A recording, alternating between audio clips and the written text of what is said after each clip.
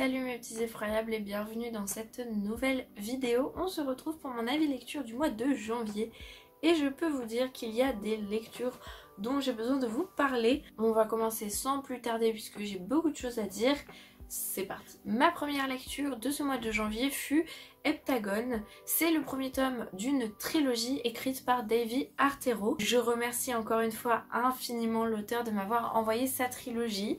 J'ai déjà travaillé plusieurs fois avec lui. J'avais lu Lisa en premier que j'ai énormément aimé avec son ton extrêmement dramatique et ses sujets difficiles mais avec quelque chose de très prenant. J'ai également découvert Bienvenue de toujours Davey Artero, mais cette fois-ci coécrit avec Christophe Gallo qui était exceptionnel avec une très bonne idée de fond et un recueil de nouvelles que j'avais énormément apprécié également. Après toutes ces réussites, j'étais donc vraiment impatiente de découvrir Heptagone et je peux vous dire déjà, regardez-moi ça, que j'ai pris des notes parce qu'il y avait des choses très intéressantes et que j'ai passé un excellent moment. Ici on va parler de sectes, de gourous, on va parler de tensions, de bien et de mal, d'enfants qui font des bêtises, mais du fait que ça peut aussi aller très loin parfois.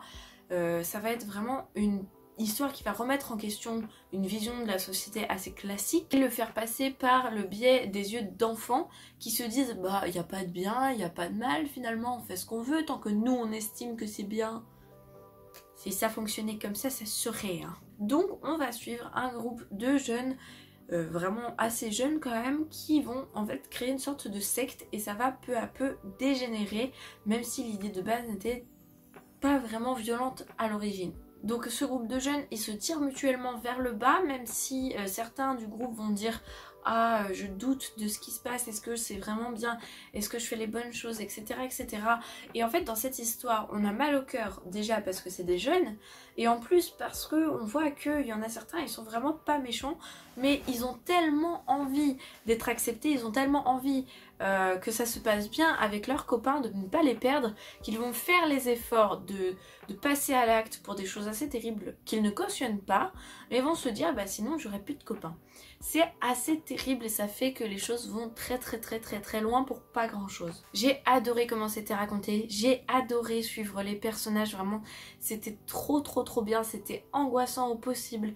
J'ai adoré passer de péripétie en péripétie, de remise en question en remise en question, en espérant qu'une chose, c'est que ces jeunes s'arrêtent de faire n'importe quoi. Et la fin de ce premier tome était absolument terrible. Alors j'ai beaucoup trop hâte de découvrir le tome 2 et le tome 3 parce que je ne peux plus tenir en place avec ce suspense. Donc je vous le conseille vraiment très fort. Cette trilogie est trop cool. J'espère que ça va continuer comme ça pour le tome 2 et 3. J'ai ensuite lu un Junji Ito, ici il s'agit du Déserteur, c'est encore une fois un recueil de nouvelles. C'est une de mes couvertures préférées de Junji Ito, c'est juste... oh là là, c'est trop beau. J'adore en fait ce corps qu'ils font et après avoir lu la nouvelle qui concerne ce dessin, ça me rend très triste. Donc ce sont des nouvelles inédites, ce sont des premières nouvelles en fait de l'auteur. C'est les premiers travaux, entre guillemets les premiers parce que je pense pas que ce soit les tout premiers, mais on sent que le dessin a vieilli, on sent que c'est pas le style actuel de l'auteur en fait, que les décors vont être un peu plus vides, que les visages vont être moins détaillés, plus brouillons, mais c'est super agréable de découvrir des histoires qu'on ne connaît pas parce que ce que je trouve un peu dommage dans les recueils de Junji Ito, c'est qu'on retrouve des nouvelles dans plusieurs recueils, donc on repaye pour certaines histoires qu'on a déjà.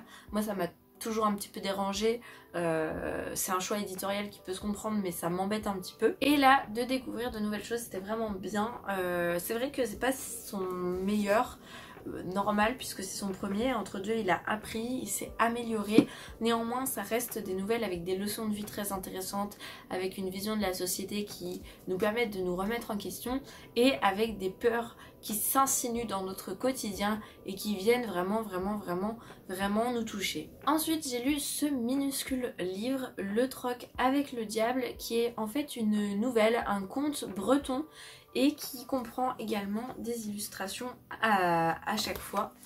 Donc voilà, hein. C'est vraiment très court, c'est un conte en fait pour enfants, qui est quand même assez dur hein, pour un conte pour enfants. Et à la fin on a des petits articles sur la Bretagne, les lieux un peu démoniaques de Bretagne. Donc une lecture très très courte, très mignonne pour découvrir la Bretagne d'un côté horrifique.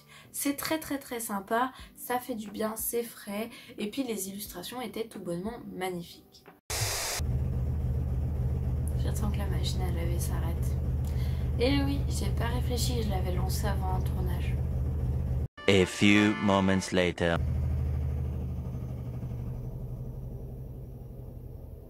A few moments later.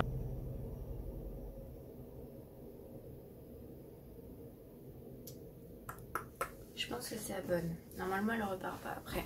One eternity later. J'ai ensuite lu Police de Hugo Boris et alors celui-là je suis un petit peu mitigée.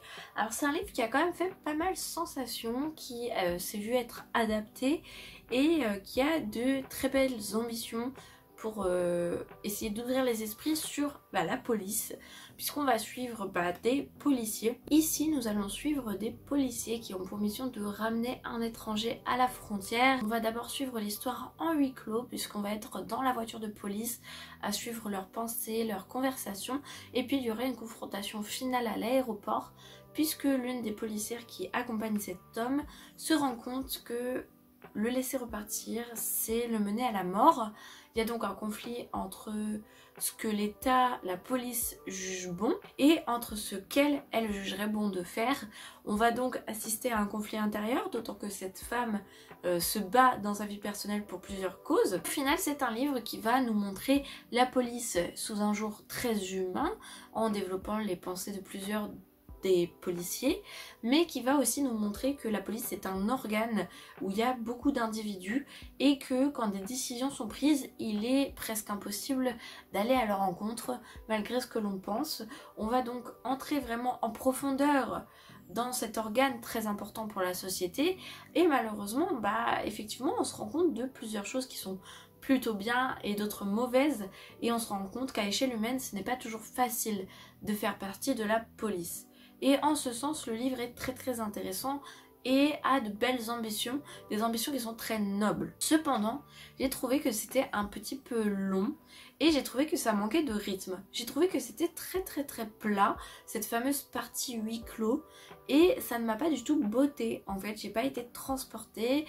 Certes, il y avait des choses très intéressantes, j'ai appris des choses, j'ai compris aussi d'autres choses, mais j'ai pas été transcendée par ce livre et ça a fait que, arrivé à la moitié, je me suis un petit peu dit j'ai envie d'arrêter. Donc je l'ai fini parce qu'il est quand même très court et il faut savoir quand même que c'est écrit extrêmement gros. Je me suis dit bon, ça serait un peu bête de pas aller au bout pour le ratio que c'est, mais voilà, c'est pas, pour moi ça n'a pas été extrêmement palpitant. Je sais que c'est pas forcément ce qu'un lecteur va rechercher. Moi, il y a beaucoup de lectures très platoniques qui m'ont plu, mais celui-là a pas su me transporter d'une manière ou d'une autre. Pour moi, il manquait quelque chose qui aurait pu me faire me dire « Oh c'était exceptionnel ». Ça n'a pas été le cas, je pense que je vais le revendre. Néanmoins, c'est une très belle découverte et je suis certaine qu'il pourrait plaire à beaucoup d'entre vous. J'ai ensuite lu Rituel de chair de Graham Masterton et là, j'adore Graham Masterton de base et cette découverte était vraiment super sympa. On va suivre un homme qui est critique gastronomique et qui emporte son fils avec lui quelque temps dans ses pérégrinations. Il est divorcé. Avec son fils, c'est pas non plus la grande entente parce qu'il y a un problème de communication. Et il va entendre parler d'un restaurant.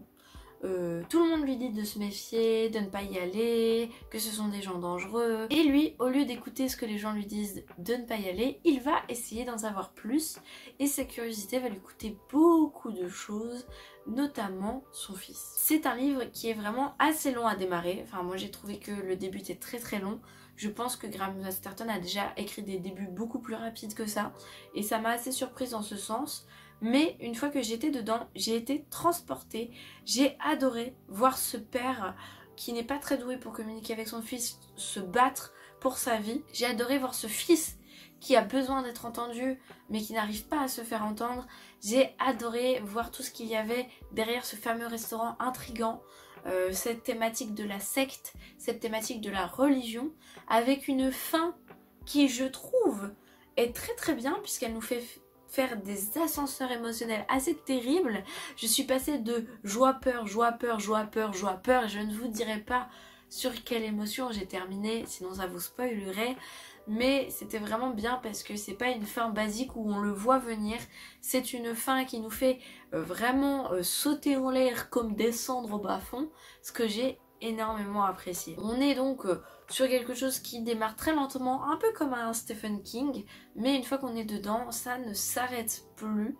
Je pense que c'est une lecture qui n'a pas été pour moi vraiment un coup de cœur, mais j'ai passé un excellent moment avec de très très bonnes idées, comme d'habitude venant de Graham Masterton, avec des personnages imparfaits qui font des erreurs et dont les conséquences sont assez terribles. Moi j'adore ça, c'est très humain, c'est très réaliste, on aime. Donc c'est un Graham Masterton que je vous conseille. Ce n'est pas mon préféré, on me l'a énormément conseillé, mais ce n'est pas mon préféré. J'en découvrirai d'autres pour me fixer. J'ai lu 22-11-63 de Stephen King, donc c'est un livre énorme. C'est une petite pavasse qui parle de l'assassinat de Kennedy, puisqu'un homme va remonter dans le temps pour tenter d'empêcher l'assassinat de Kennedy. C'est aussi simple que ça et c'est aussi efficace que ça. C'est un livre qui est très long, qui rentre dans le détail, qui prend des chemins assez labyrinthiques, qui ressort totalement de son intrigue principale parfois pour aller pendant une 50aine de pages sur des intrigues secondaires. Donc oui, ce n'est pas un livre qui va vite. Il n'y a pas tant d'action que ça. Et vous allez passer par de multiples chemins. Mais c'est une beauté ce livre. C'est d'une beauté incroyable. On s'attache à cet homme qui va voyager dans le temps. On s'attache à son histoire, à ce qu'il vit. On vit la difficulté que c'est de voyager dans le temps, d'avoir une responsabilité aussi lourde que d'empêcher l'assassinat de Kennedy sans savoir si ça va améliorer le futur ou si ça va l'empirer. Ça aussi, ça fait peur. Et en plus, chapeau bas à Stephen King qui fait des liens avec ses autres livres, par exemple avec ça. Puisqu'à un moment donné, le personnage va dans une ville et il croise les enfants, les personnages principaux de ça. J'ai adoré ce moment, par exemple, j'ai trouvé ça exceptionnel.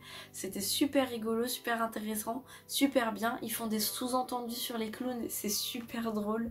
Franchement, c'était une très belle expérience, une très belle lecture. Ça a beau être très long, j'ai adoré, environ 1050 pages, donc voilà, c'est très très long. Si vous n'avez pas envie de lire le livre, je vous redirigerai vers la série qui n'est pas très très longue et qui est super belle avec un super casting et beaucoup d'émotions, qui n'est pas exactement à l'identique du livre mais qui sur la globalité reprend quand même le principe sans hérésie de la part du réalisateur. Donc voilà, hein, c'est une très belle lecture. Moi j'ai adoré voir cet homme voyager dans le temps, voir ces époques différentes, et mon moment préféré c'est quand il revient dans le présent après avoir empêché l'assassinat de Kennedy. Et c'est assez intéressant de voir comment Stephen King voit le monde sans l'assassinat de Kennedy. Je ne peux vous expliquer, mais je serais très intéressée par ceux qui l'ont lu de connaître votre avis en commentaire parce que c'était vraiment trop bien et j'ai envie d'en parler. J'ai lu un deuxième Stephen King ce mois-ci et c'est Misery. Misery, je l'ai enfin lu, j'aimais tellement le film que je ne pouvais plus me retenir de lire le livre et j'ai été terrifiée par le livre. On est donc sur un homme, un auteur, qui après avoir clôturé la plus grande saga de sa vie en ayant tué le personnage principal, a un accident de voiture.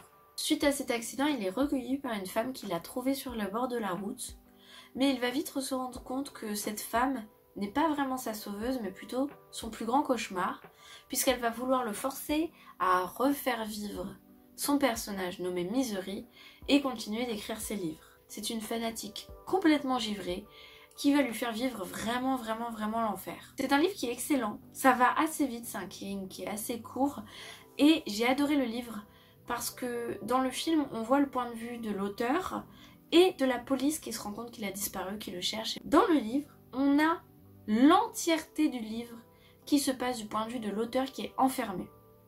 C'est donc un huis clos et c'est un huis clos où on n'a aucun autre point de vue que le sien. On ne sait pas ce qui se passe dans la tête de cette fameuse folle qui le séquestre et on ne sait pas Si la police le cherche, on ne sait pas si elle va arriver, vraiment. Et ça rend le livre tellement angoissant parce que lui, il se dit, ils doivent s'être rendus compte que j'ai disparu, ils doivent me chercher à l'heure qu'il est. Mais on ne sait pas si c'est le cas. Ça, c'est assez exceptionnel quand même. C'est trop fort. Dans le film, ça casse tout de voir qu'il y a les policiers qui le cherchent parce que du coup, on le sait. Là, vraiment, on angoisse. En plus, cette femme est 2 fois plus folle dans le livre, 2 fois plus dangereuse, 2 fois plus effrayante dans le livre. Elle fait des trucs encore plus violents que dans le film, donc l'angoisse monte encore d'un cran. Et de voir tout ce qui se passe dans la tête de l'auteur, c'était super intéressant.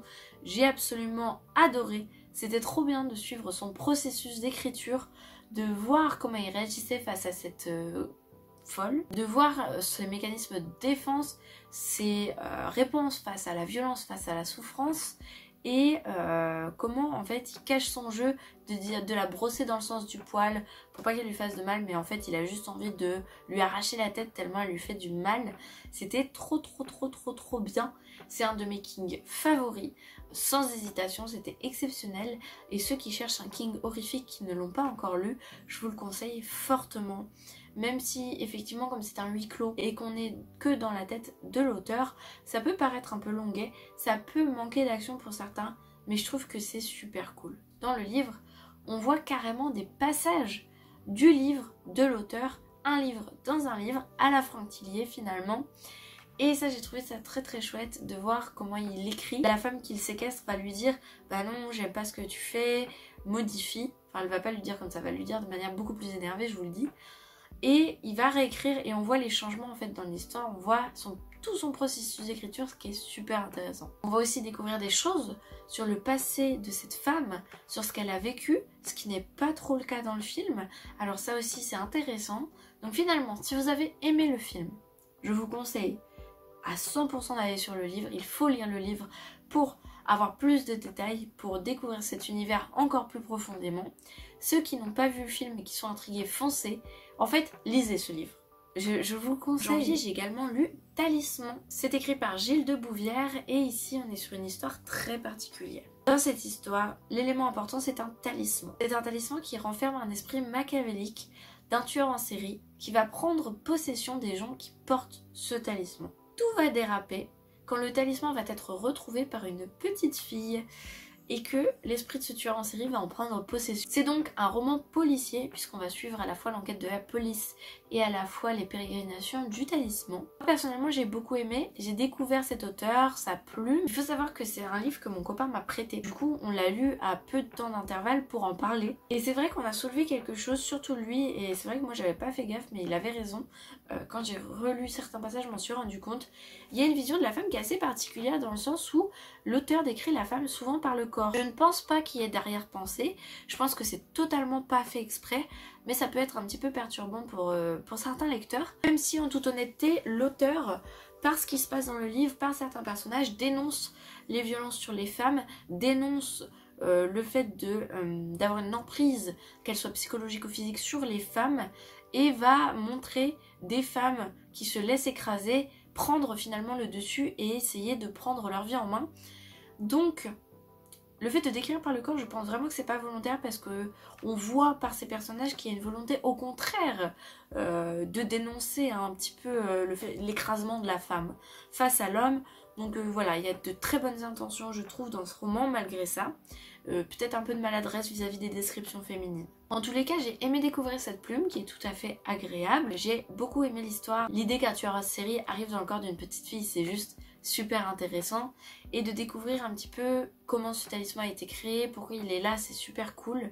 De voir qui passe de coup en coup et les effets que ça a, très cool. Et de suivre l'enquête de la police qui ne peut pas comprendre ce qui se passe. Forcément ils peuvent pas se dire c'est un talisman ensorcelé. J'ai bien aimé aussi les voir patiner un petit peu. Personnellement j'ai trouvé qu'ils devinaient beaucoup trop vite. J'ai trouvé que ça sortait un peu de nulle part le fait qu'ils se disent waouh c'est le talisman. Mon copain lui a trouvé que c'était assez naturel. Comme quoi les avis peuvent diverger. Donc je pense que ça peut plaire à tous comme ça peut un peu tiquer ce côté là. On va avoir un point de vue qui alterne entre police et talisman et c'est trop souvent en fait. C'est trop souvent, ça fait trop le yo-yo. J'ai trouvé que c'était pas forcément utile de nous balader autant parce qu'on va voir ce qui se passe du côté du talisman et on va avoir de la redite du côté police qui va décrypter ce qui s'est passé, mais du coup ça répète en fait les événements, et j'ai trouvé que ça aurait pu être mieux réfléchi de ce côté-là pour que ça ne soit pas répétitif auprès du lecteur. Malgré ces petits défauts, j'ai trouvé que c'était un récit vraiment intéressant, original, qui vaut le coup d'être découvert et qui a une suite en plus, qui parle de ghouls apparemment. Donc je ne vois pas trop le rapport, je suis curieuse de le lire, mon copain là, je lui piquerai. Ça peut être sympa, d'autant que la fin est intéressante. C'est pas une fin que j'ai bien aimée, dans le sens où j'aurais aimé que ça termine différemment. Mais je peux comprendre ce choix, même si j'aimerais trop réécrire la fin différemment. C'est pas un choix que j'aurais fait personnellement. Après voilà, c'était très sympa quand même. J'ai lu un autre Donato Carrisi et ici il s'agit de Je suis l'abysse. On reste sur la thématique de la femme, puisque c'est un livre qui va quand même beaucoup parler des violences sur les femmes, des agressions sexuelles, des violences sur enfants, en fait des violences sur des personnes qui ne se sentent pas capables de se défendre ou ne peuvent pas se défendre. J'adore Donato Carrisi, je pense que vous le savez maintenant, c'est mon auteur favori forever qui m'a sublimé avec Le Chuchoteur et qui ne cesse de me surprendre. J'ai donc commencé Je suis l'abysse avec beaucoup de joie, et ici c'est pas mon préféré mais c'était sympa quand même. On va être sur un personnage, un homme, et on va le nommer l'homme qui nettoie. C'est un personnage qui est assez déshumanisé je trouve vis-à-vis de la manière dont c'est raconté, et c'est volontaire, et on va vite découvrir que c'est un homme qui a vécu des choses très difficiles avec sa mère, qui l'a pas très bien traité et qui l'a laissé se faire maltraiter par autrui. À côté de ça, on va voir la chasseuse de mouches. C'est très drôle hein, les surnoms qu'il lui donne. La chasseuse de mouches, c'est une femme qui va aider les femmes qui sont maltraitées, qui sont battues, qui sont méprisées. On l'appelle la chasseuse de mouches parce que elle appelle les hommes qui maltraitent les mouches, tout simplement. Vous imaginez bien que cette femme qui veut sauver les femmes et cet homme qui a été maltraité et qui malheureusement a des comportements assez problématiques du coup qui en découlent, vont se croiser et ça va pas très bien se passer. C'est une histoire qui est très intéressante. Les métaphores de Donato Carrisi sont toujours aussi bien faites, toujours aussi bien formulées, toujours aussi passionnantes. Il a une manière de raconter les choses qui sont superbes. Quand on voit les maltraitances qu'a subi l'homme qui nettoie, j'ai trouvé que c'est montré de manière super intéressante. Je suis l'abysse, tout simplement parce que Donato Carrisi imagine ça avec une piscine dans laquelle un monstre l'attaque. Et il se fait en fait happer par l'abysse. Et il devient l'abysse, c'est-à-dire que en étant happé par toute cette maltraitance, tous ces dangers, il devient lui-même un danger malgré lui.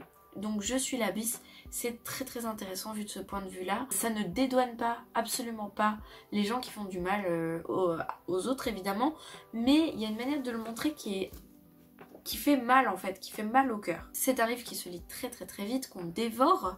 C'est pas le plus rythmé, c'est pas mon préféré parce que j'ai trouvé que l'histoire était quand même parfois un petit peu tarabiscotée. Et par contre j'ai bien aimé les thématiques que ça abordait forcément, et ça aborde également le harcèlement en école scolaire, puisqu'on suit à un moment donné une jeune fille qui se fait harceler et qui en fait est victime de chantage, puisqu'elle est tombée amoureuse, il lui a demandé des photos et à partir de là c'est le carnage évidemment. Donc on a quand même une certaine prévention sur plusieurs sujets dans ce livre et une dénonciation de plusieurs sujets dans ce livre. Donc une enquête policière que j'ai beaucoup aimée, pas étonnant puisque j'adore Donato Carrisi, une enquête policière que je vous conseille beaucoup, mais encore une fois ce n'est pas son meilleur. Vous qui lisez Donato Carrisi, n'hésitez pas à me donner votre avis sur celui-ci vis-à-vis des autres. Après ça reste une lecture intéressante avec une écriture exceptionnelle. J'ai ensuite lu Solitude de Nico Takian, c'est encore une fois une découverte pour cet auteur-ci. C'est un livre qui m'intrigue énormément, la couverture est très belle et je trouve très poétique. Faut savoir qu'on me l'a offert, que je ne l'ai pas choisi, que je ne connaissais même pas ce livre en particulier.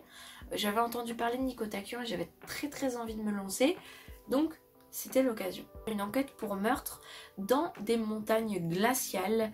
Un corps va être retrouvé et c'est vraiment pas joli à voir. À côté de ça, un jeune homme avec un passé mystérieux qui a perdu la mémoire va être impliqué là-dedans et va rencontrer la policière qui est chargée de cette enquête. Ils vont tisser des liens et elle va vite se rendre compte que cet homme à la mémoire défaillante a un lien avec tout ça. Va donc se passer une enquête palpitante avec des choses très sombres derrière. J'ai beaucoup aimé. C'est un livre avec une ambiance hivernale, une ambiance froide, calme et à la fois angoissante. Je me suis sentie gelée en lisant le livre, je me suis sentie... j'avais des frissons, j'étais mal à l'aise parce que malgré le fait que c'est pas très horrifique, c'est quand même très très sombre, très profond et ça nous emporte. J'ai adoré voyager dans ces collines glaciales, j'ai adoré voyager dans ce paysage très intéressant. Pour ceux qui ont joué à Until Dawn, c'est un peu ces montagnes là, voilà, avec plein de neige, avec des références un petit peu, je sais pas comment dire, mais aux religions qui sont nées dans ces montagnes, avec les animaux totems, avec cette idée de protection quand on voit un loup, un hibou, des choses comme ça. Et quelque chose que j'aime beaucoup, qui m'intéresse et qui est assez explicite dans ce roman, qui est assez bien montré et on apprend pas mal de choses là-dessus. À côté de ça, l'histoire de ce jeune homme qui a perdu la mémoire est juste trop touchante. Je pense que c'est un livre qui va vraiment montrer que parfois on fait des choses mauvaises, on est malgré nous entraîné, même si on est très très souvent et même presque toujours responsable de nos actes. Même je dirais, je sais pas, c'est un débat qui est compliqué, je suis partagée entre dire qu'on est toujours responsable et entre dire que parfois on se sent forcé en fait. Mais bref, là n'est pas la question, c'est un débat très intéressant hein, qui, je suppose, n'a pas de bonne réponse. Mais il y a cette idée-là, voilà, de poser la question parce qu'il a un passé très sombre, il a fait des choses impardonnables, je trouve. Et à côté de ça, il s'en veut au point de faire des choses très très graves pour lui-même. Il s'en veut au point de vouloir tout recommencer. Et c'est vraiment assez terrible... De voir qu'il assume pas en fait quand il retrouve ses souvenirs, ce qu'il a fait. Alors franchement il y a des choses très très intéressantes dans ce livre. C'est assez court hein, quand même.